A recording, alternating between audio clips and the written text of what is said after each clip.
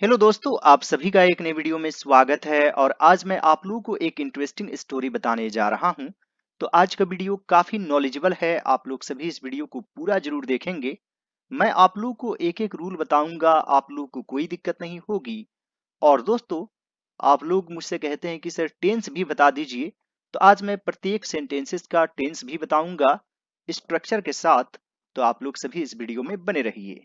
और दोस्तों, यदि आप लोगों को यह मेरा एफर्ट अच्छा लगे तो इस वीडियो को लाइक और चैनल को सब्सक्राइब जरूर कर दीजिएगा। So without wasting much time, let's get started now. एक बार एक घोड़ा एक आदमी के पास आया और कहने लगा, भाई मेरी मदद करो। तो दोस्तों, यहाँ पर है आया, यहाँ पर है कहने लगा। यह किस टेंस में? Simple past tense. जैसे मैं गया, आई वेंट। वह आया, ही केम। यानी कि इसमें सबसे पहले सब्जेक्ट, फिर वर्ब टू और फिर ऑब्जेक्ट यूज करते हैं। एक बार यानी कि वंस, अ हॉर्स केम, एक आदमी के पास, टू अ मैन, और कहने लगा, एंड सेड। या फिर आप यह भी लिख सकते हैं, बिगैन टू से। जैसे वह रोने लगा, ही बिगैन टू क्राई। मैं हंसने लगा, आई बिगैन टू लाफ। भाई मेरी मदद करो। Brother please help me.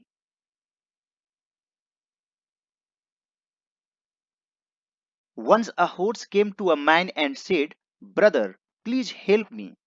जंगल में एक बाघ आ गया है, वह मुझे मार डालना चाहता है। तो इसमें दो तरह के टेंसेस है। एक है बाघ आ गया है, जैसे मान लीजिए वह गया है, तो क्या लिखते हैं? He has gone। यानी कि यह प्रेजेंट परफेक्ट टेंस है। कौन सा टेंस है? Present perfect tense. सबसे पहले सब्जेक्ट, फिर हैज हैव, और फिर वर्ब थ्री, और फिर ऑब्जेक्ट। तो जंगल में एक बाघ आ गया है, अ टाइगर, यह सब्जेक्ट सिंगुलर नंबर में है, एक वचन है, इसलिए हैज यूज करेंगे। Has come. यहां पर कम क्या है? Verb three. कम केम कम ही होता है। अ टाइगर हैज कम, एक जंगल में या जंगल में, इनटू, यहां पर एक तरह से बाहर से जंगल की तरफ आया, यानी जंगल के अंदर। तो थोड़ा सा गति को भी दिखाता है, मोशन को दिखाता है, इसलिए आप इनटू का यूज कर सकते हैं। अ tiger has come into a forest.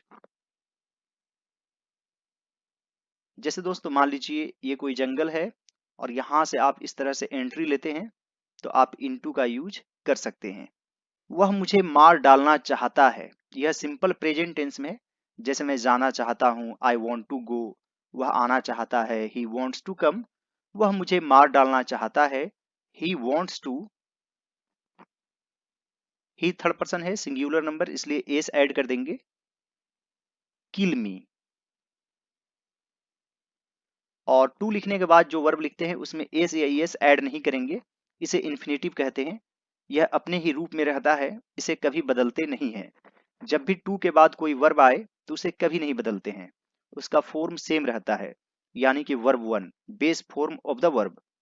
दोस्तों, जंगल में एक बाघ आ गया है, तो जंगल की चर्चा पहले हो चुकी है, इसलिए यहां पर द यूज करेंगे। A tiger has come into the forest, he wants to kill me. आदमी ने कहा, अरे मित्र चिंता मत करो, वह बाघ तुम्हारा कुछ नहीं बिगाड़ सकता। बाघ से मैं तुम्हारी रक्षा करूंगा। तो यहां पर लिखेंगे, द मैन सेड। यानी कि आदमी की चर्चा भी पहले हो चुकी है, इसलिए द यूज करेंगे। उसे डेफिनिट बना देंगे, डेफिनिट आर्टिकल यूज करके। द क्या है? Definite article. और ए एन क्या है? Indefinite article. The man said, अरे मित्र, हे फ्रेंड, चिंता मत करो, डोंट वरी। वह बाघ तुम्हारा कुछ नहीं बिगाड़ सकता। That tiger can't harm you. बाघ से मैं तुम्हारी रक्षा करूंगा। यह किस टेंस में है? सिंपल फ्यूचर टेंस, यानी कि सब्जेक्ट, उसके बाद शैल will plus verb one plus object. बाघ से मैं तुम्हारी रक्षा करूंगा, तो यहां पर रक्षा कौन करेगा? मैं। ये क्या है? सब्जेक्ट। आई विल, रक्षा करना की इंग्लिश क्या होती है? Protect. From the tiger. The man said, hey friend, don't worry, that tiger can't harm you. I will protect from the tiger. घोड़े ने कहा, मैं आपका बहुत आभारी रहूंगा। The horse said, I will be very grateful to you. या फिर I will remain grateful to you। इस तरीके से आप एप्लीकेशन वगैरह में यूज करते हैं। I will be grateful to you if you grant me leaves for 5 days। तो यहाँ पर ग्रेटफुल की इंग्लिश होती है इस तरीके से, एक होता है ग्रेट यानी महान, और यहाँ पर है GRATE ग्रेटफुल। इसके बाद हमेशा टू का यूज करते हैं। The horse said, I will be very grateful to you. आदमी ने कहा, द मैन सेड, पर तुम्हें एक बात का ध्यान रखना पड़ेगा। रखना पड़ेगा जैसे मुझे जाना पड़ेगा, I will have to go, यानी कि विल हैव टू का यूज करना है। पर तुम्हें एक बात का ध्यान रखना पड़ेगा, but you will have to keep one thing in mind. मैं जैसा कहूं तुम्हें वैसा ही करना होगा। You will have to do as I say. जैसा कहूं यानी कि एज का यूज करना है, as I say. The man said, but you will have to keep one thing in mind, you will have to do as I say. घोड़े ने कहा, मुझे क्या करना होगा? द हॉर्स सेड,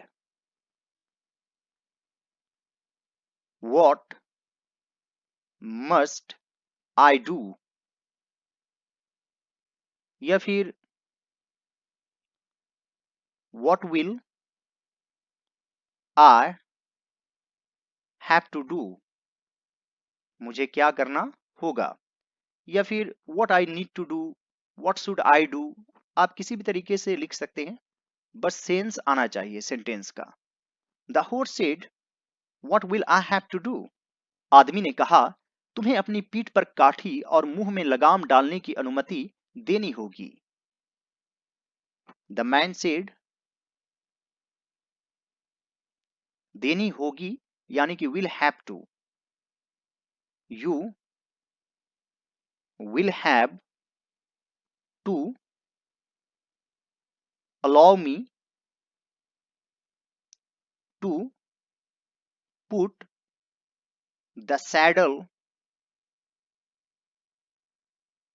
यानी कि काठी जो पीठ पर बैठने का रहता है, on your back and the bridal, यानी लगाम,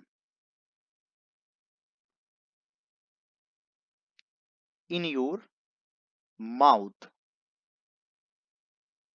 the man said, you will have to allow me to put the saddle on your back and the bridle in your mouth। घोड़े ने कहा, तुम जो चाहो सो करो, पर कृपा करके मुझे उस बाघ से बचाओ। The horse said, तुम जो चाहो सो करो। Do एज यू विश या फिर एज यू लाइक, पर कृपा करके मुझे उस बाघ से बचाओ। But please save me from that tiger. The horse said, "Do as you wish, but please save me from that tiger." आदमी ने घोड़े की पीठ पर काठी कसी। कसना यानी कि टाइटन, और यह सिंपल पास्ट टेंस में है। सबसे पहले सब्जेक्ट, फिर वर्ब टू और फिर ऑब्जेक्ट, तो यहां पर हो जाएगा टाइटन वर्ब टू। किसने कसी? आदमी ने। ये क्या है? Subject. The man tightened the saddle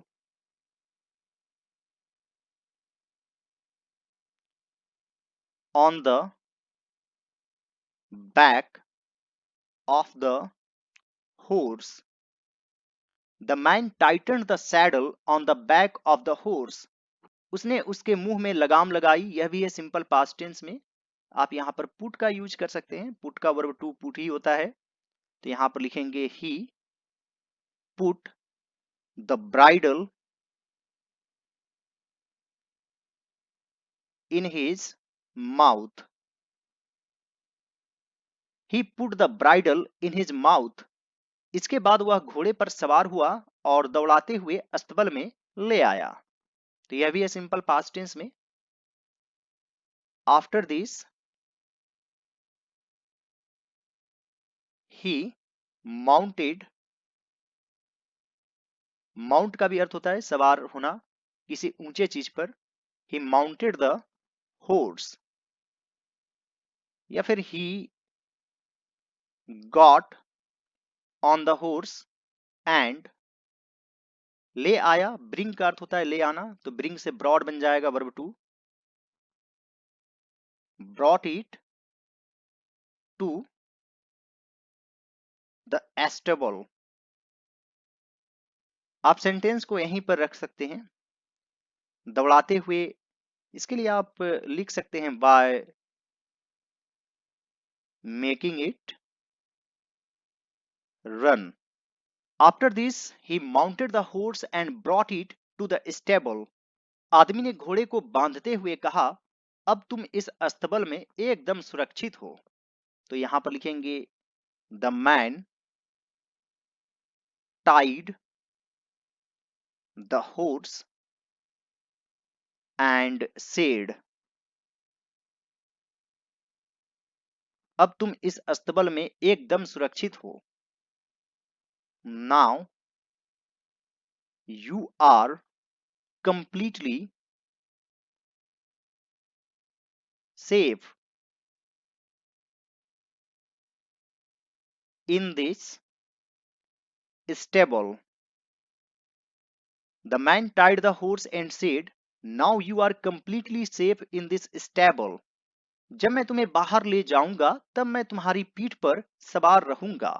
मैं तुम्हारे साथ रहूंगा। इस तरीके के सेंटेंस में आप विल बी का यूज कर सकते हैं।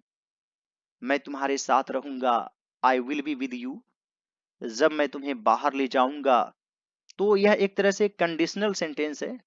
यहाँ पर एक शर्त है कि जब मैं तुम्हें बाहर ले जाऊंगा, तो पहले वाले सेंटेंस को लिखेंगे सिंपल प्रेजेंट टेंस में और बाद वाले को लिखेंगे सिंपल फ्यूचर टेंस में। जैसे यदि तुम कड़ी मेहनत करोगे तो सफलता पाओगे। इफ यू वर्क हार्ड, तो वर्क हार्ड क्या है?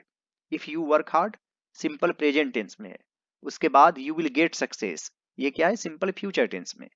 तो यहां पर लिखेंगे जब मैं तुम्हें बाहर ले जाऊंगा, when I take you out, तब मैं तुम्हारी पीठ पर सवार रहूंगा। Then I will ride on your back, यानी कि एक तरह से तुम्हारी सवारी करूंगा, तुम्हारे पीठ पर बैठकर। मैं तुम्हारे साथ रहूंगा, आई विल बी या फिर stay with you. When I take you out then I will ride on your back, I will stay with you. आप देन का यूज नहीं भी कर सकते हैं, कोमा से ही काम चल जाएगा। When I take you out I will ride on your back, I will stay with you. बाघ तुम्हारा कुछ नहीं बिगाड़ सकेगा। The tiger will not be able to do any harm to you. The tiger will not be able to do any harm to you. आप short में भी लिख सकते हैं, the tiger can't harm you. इसके बाद आदमी ने अस्तबल का दरवाजा बंद किया और चला गया। यह सिंपल पास्ट टेंस में है। सबसे पहले सब्जेक्ट, फिर वर्ब टू और फिर ऑब्जेक्ट। इसके बाद after this the man shut the door and went away, यानी कि चला गया। After this the man shut the door and went away. अब घोड़ा अस्तबल में कैद हो गया। Now the horse was imprisoned in the stable. Now the horse was imprisoned in the stable. उसने मन ही मन सोचा मैं यहां सुरक्षित जरूर हूं। तो यहां पर लिखेंगे he thought in his mind, मैं यहां सुरक्षित जरूर हूं। I am definitely safe here. He thought in his mind, I am definitely safe here, but not free. मैंने सुरक्षा प्राप्त की पर अपनी आजादी गंवा दी। I got security but lost my freedom. I got security but lost my freedom. यह तो बहुत बुरा सौदा हुआ। This was a very bad deal. This was a very bad deal. पर अब मैं मजबूर हूं। But now I am helpless. He thought in his mind, I am definitely safe here, but not free. I got security but lost my freedom. This was a very bad deal, but now I am helpless. इस story का moral क्या है? स्वतंत्रता की कीमत पर सुरक्षा किस काम की? What is the use of security? स्वतंत्रता की कीमत पर at the cost of freedom.